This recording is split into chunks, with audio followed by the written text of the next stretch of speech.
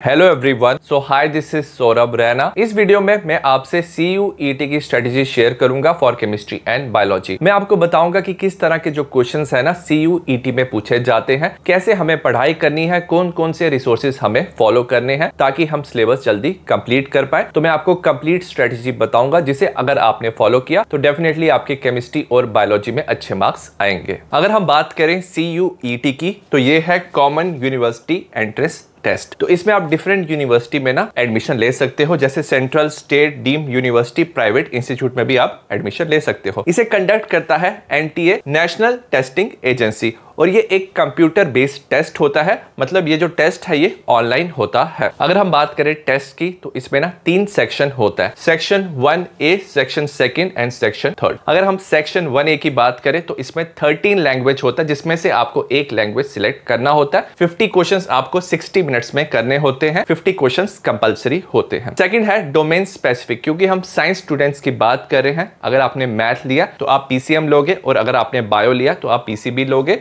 और जो भी क्वेश्चंस है यहाँ पे NCERT बेस्ड आते हैं। 50 क्वेश्चंस करने होते हैं आपको 60 मिनट्स में। 50 क्वेश्चंस क्या होते हैं, कंपलसरी होते हैं। और सेक्शन 3 में जनरल एप्टीट्यूड टेस्ट होता है। इसमें 50 क्वेश्चन 60 मिनट्स में करने होते हैं। अगर मैं बात करूं जो मोस्ट ऑफ द जो यूनिवर्सिटीज है, अगर आप साइंस कोर्सेज सिलेक्ट कर रहे हो तो आपको 4 सब्जेक्ट के टेस्ट देने होते हैं। एक है लैंग्वेज, जिसमें मोस्टली स्टूडेंट्स इंग्लिश का टेस्ट देते हैं, साथ में PCM और साथ में PCB। तो अगर आपने ये 4 सब्जेक्ट के टेस्ट दिया तो मोस्ट ऑफ द जो कोर्सेज है साइंस के लिए, उसके लिए आप एलिजिबल होंगे। बट कुछ जो कोर्सेज होते हैं कुछ यूनिवर्सिटीज में, तो उसमें ना जनरल एप्टीट्यूड टेस्ट भी होता है। अगर आप उसके लिए अप्लाई कर रहे हो तो आपको ये वाला टेस्ट भी साथ में लिखना होता है। अगर मैं बात करूं डेट की, जो टेस्ट का डेट है ये 8 मई से 1 जून के बीच में होगा। अगर मैं बात करूं मार्किंग स्कीम की, तो हर एक सब्जेक्ट में आपको +5 मार्क्स मिलेगा जब आप क्या कर रहे हो, करेक्ट आंसर लिख रहे हो। -1 मिलेगा इनकरेक्ट आंसर के लिए, 0 मिलेगा अगर आपने कोई क्वेश्चन अटेम्प्ट नहीं किया। तो हर एक सब्जेक्ट में टोटल मार्क्स कितने होंगे, मैक्सिमम मार्क्स 250 होंगे। और जो लेवल ऑफ एग्जाम है ये नेशनल लेवल का एग्जाम है, और इसकी वेबसाइट है CUET.NTA.NIC.in।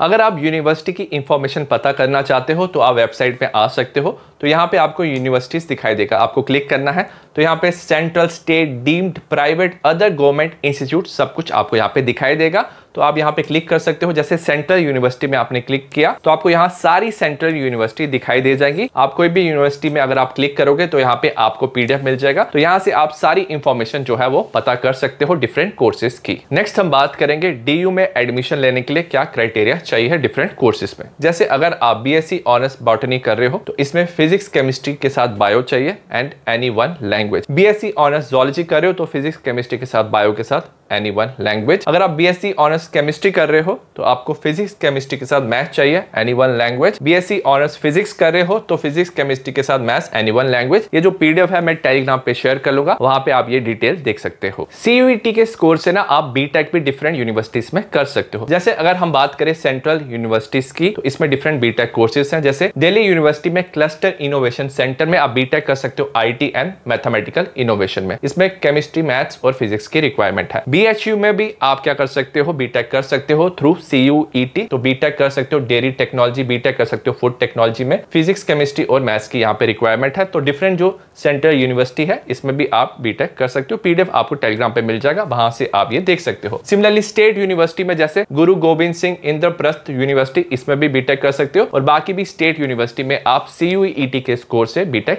कर सकते हो। मुझे पता है बहुत सारे जो स्टूडेंट्स है ना वो CUET के साथ JEE की भी प्रिपरेशन कर रहे हैं, और भी बहुत सारे ऐसे एंट्रेंस एग्जाम्स हैं जैसे NSET, BITSET, जिसमें अभी भी आप अप्लाई कर सकते हो। इनकी डेट काफी पास है। अगर मैं BITSET की बात करूं, इसका जो फर्स्ट सेशन है 26 मई से 30 मई तक है, और जो इसका सेकंड सेशन है 22 जून से 26 जून तक है, और लास्ट डे ऑफ रजिस्ट्रेशन 18 अप्रैल है फॉर बोथ सेशन। और जो NSET है ये 25 अप्रैल को होने वाला है, और इसका एग्जाम आपको जरूर देना है। ये मैं इसलिए कह रहा हूं, इससे आपकी एडमिशन होती है न्यूटन स्कूल ऑफ टेक्नोलॉजी में। यहाँ के जो फर्स्ट ईयर के 93% स्टूडेंट्स हैं, सेकंड ईयर आते आते ना कंपनीज लाइक DRDO, Zoom का रेजर पे में ना इंटर्नशिप क्रैक किया था और इनका जो एवरेज स्टाइपेंड था 30,000 पर मंथ था। और एक स्टूडेंट ने ना गूगल समर ऑफ कोड भी क्रैक किया था जिसका एवरेज स्टाइपेंड था 1.25 लाख पर मंथ। ये सब इसलिए हो पा रहा है क्योंकि ये फॉलो करते हैं इंडिया का मोस्ट एडवांस करिकुलम जिसमें डे 1 से ही कोडिंग और बाकी स्किल्स पे ध्यान दिया जाता है, रोट लर्निंग पे नहीं। और इस इंस्टीट्यूट की जो फैकल्टी है ना वो टॉप MNC के ना प्रोफेशनल है जो ना प्रैक्टिकल अप्रोच से स्किल्स सिखाते हैं। ये जो इंस्टीट्यूट है एक्चुअल में स्टूडेंट्स को ना प्रिपेयर करता है फ्यूचर के लिए। यहाँ पे इवेंट्स भी होते हैं जैसे 100 days of coding AI hackathon, और जो लीडिंग ऑर्गेनाइजेशन है जैसे गूगल, माइक्रोसॉफ्ट, अमेजॉन, फ्लिपकार्ट, इसके जो CXO CTOs है यहाँ पे रेगुलरली गेस्ट लेक्चर भी देते हैं। इस कॉलेज की डिमांड इतनी इंक्रीज हो गई है कि दिल्ली, NCR और पुणे के बाद अब ये बेंगलोर में भी लॉन्च होने वाला है। तो आज ही आप NCET के लिए रजिस्टर करो, लिंक आपको डिस्क्रिप्शन में मिल जाएगा।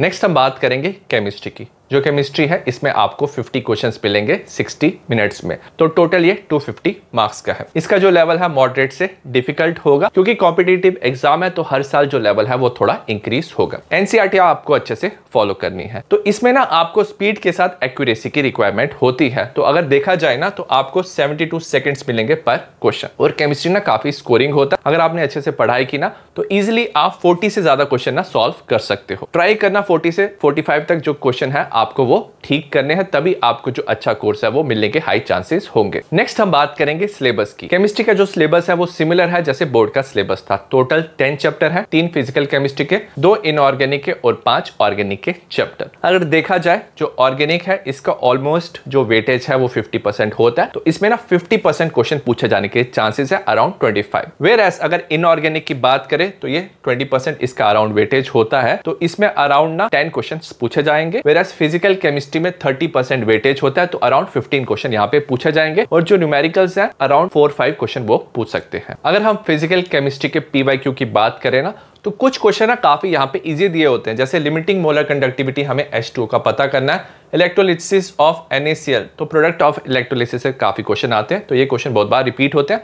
ये क्वेश्चन आप इजिली ना 15 से 20 सेकंड्स में आप कर सकते हो अगर आपको आंसर पता है। मेरा जो कैलकुलेशन वाले क्वेश्चन है इसमें ना आपको 2-3 मिनट्स लग सकते हैं, तो ट्राई करना पहले जो इजी क्वेश्चन है ना जो आप ना 15 से 20 सेकंड्स में कर सकते हो, इसे आप पहले कर लेना। जैसे यहाँ पे दिया हुआ है हमें ऑर्डर बताना है, ये भी इजी क्वेश्चन है। कॉम्प्लेक्स रिएक्शन में ऑर्डर किसके इक्वल होता है? मॉलिक्यूलरिटी ऑफ स्लोएस्ट स्टेप होता है। तो जो भी ये इजी वाले क्वेश्चन है आपको पहले करने हैं, तो जहां पे भी आपको लग रहा है थोड़ी सी भी कैलकुलेशन है इसको ना आपको बाद में अटेम्प्ट करना है। तो पहले ये जो इजी क्वेश्चन है आपको करने हैं फिजिकल केमिस्ट्री में। नेक्स्ट हम बात करेंगे इनऑर्गेनिक की। जो इनऑर्गेनिक है ये भी काफी ज्यादा स्कोरिंग होता है क्योंकि यहाँ पे भी ना डायरेक्ट क्वेश्चन ना NCERT से पूछे जाएंगे। जैसे ये क्वेश्चन देख लो, आइडेंटिफाई द करेक्ट स्टेटमेंट। तो अगर आपने NCERT अच्छे से पढ़ा है तो ये क्वेश्चन आप इजीली सॉल्व कर सकते हो। नोट्स आपको ना मेरे टेलीग्राम पे मिल जाएंगे, वहां से आप दोनों chapter DNA block element coordination compound के नोट्स डाउनलोड कर सकते हो। यहाँ पे जैसे रिएक्शन दिया हुआ है इजीली आप रिएक्शन कर सकते हो। कोऑर्डिनेशन कंपाउंड में जैसे ऑक्सीडेशन नंबर फाइंड करना, नंबर ऑफ आयंस कितने प्रोड्यूस हो रहे हैं, यहाँ पे 1 आयन ये होगा, 3 ये होंगे, 4 आयन प्रोड्यूस होंगे। यहाँ पे अगर आपको देख लो मैग्नेटिक मोमेंट पता करना, तो ये सारे इजी क्वेश्चन है। इनऑर्गेनिक काफी स्कोरिंग है तो इसे अच्छे से पढ़ना, तो डेफिनेटली इसमें आपके अच्छे मार्क्स आएंगे। नेक्स्ट अगर हम बात करें ऑर्गेनिक केमिस्ट्री की, तो ऑर्गेनिक केमिस्ट्री आपको ना डिटेल में पढ़ना है। अगर आपने अच्छे से ऑर्गेनिक केमिस्ट्री पढ़ा है तो ये क्वेश्चन आप इजिली कर पाओगे। जैसे यहाँ पे दिया हमें increasing order of reactivity SN2 reaction, तो हमें ऑर्डर बताना है। यहाँ पे हमें दिया increasing order of basic strength, तो आपको सारे कंसेप्ट अच्छे से पता होने चाहिए। हेल्महोल्ट्ज-ज़ेलिंस्की रिएक्शन, तो ये कंपाउंड देगा क्योंकि यहाँ पे अल्फा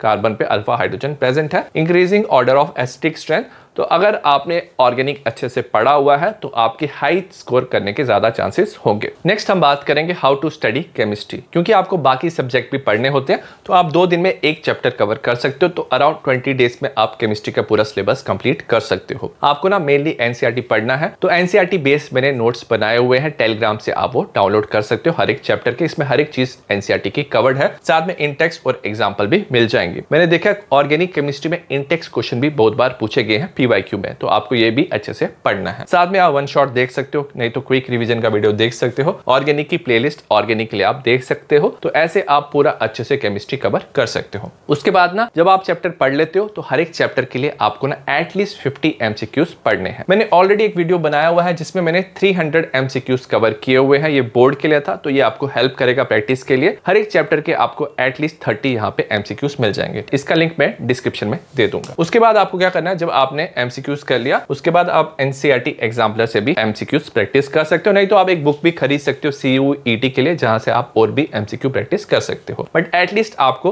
50 एमसीक्यू पर चैप्टर आपको कवर करना है। उसके बाद आपको ना PYQ सॉल्व करने हैं। लास्ट 2-3 ईयर्स के जितने भी सारे PYQ हैं आपको अच्छे से वो कवर करने हैं। मैं इसका भी वीडियो लाऊंगा, वहां से भी आप प्रैक्टिस कर सकते हो। और एंड में आपको 5 मॉक टेस्ट भी देने हैं। मैंने देखा बहुत सारे स्टूडेंट्स को केमिस्ट्री अच्छे से आता है, बट जब वो जल्दी लिखते हैं ना, जल्दी क्वेश्चन सॉल्व करते हैं तो गलती हो जाती है। तो आपको 5 मॉक टेस्ट भी देने हैं। तो इसके लिए आप कोई भी एक बुक खरीद सकते हो मॉक टेस्ट की, जहां पे सारे सब्जेक्ट के मॉक टेस्ट आपको एक साथ मिल जाएंगे। वहां से आप ये 5 मॉक टेस्ट प्रैक्टिस कर सकते हो। नेक्स्ट हम बात करेंगे बायोलॉजी की। बायोलॉजी में आपको ना 13 चैप्टर्स मिलेंगे, जो सिमिलर 13 चैप्टर्स थे क्लास 12th में जो बोर्ड में आए थे, आपको सिमिलर वही 13 चैप्टर्स ना बायोलॉजी में मिलेंगे। अगर मैं PYQ की बात करूं, जितने भी सारे PYQ हैं ये NCERT से आते हैं। सिमिलर लेवल के क्वेश्चंस यहां पे आते हैं, जैसे बोर्ड में आते हैं, जैसे एनालॉगस स्ट्रक्चर के बारे में बताना है, हार्डी-वेनबर्ग इक्वेशन आपको बताना है, following primate was more like an app, nucleosome associated with dash molecules of histone. तो अगर आपने NCERT अच्छे से पढ़ा हुआ है तो ये इजीली आप सारे क्वेश्चन जो है वो सॉल्व कर सकते हो। नेक्स्ट हम बात करेंगे how to study biology. Again biology भी काफी ज्यादा स्कोरिंग होता है। अगर आपने बोर्ड के लिए अच्छे से प्रिपरेशन किया है तो आपको ना MCQ प्रैक्टिस करना है, तो डेफिनेटली आपके बायोलॉजी में अच्छे मार्क्स आएंगे। तो टोटल 250 मार्क्स का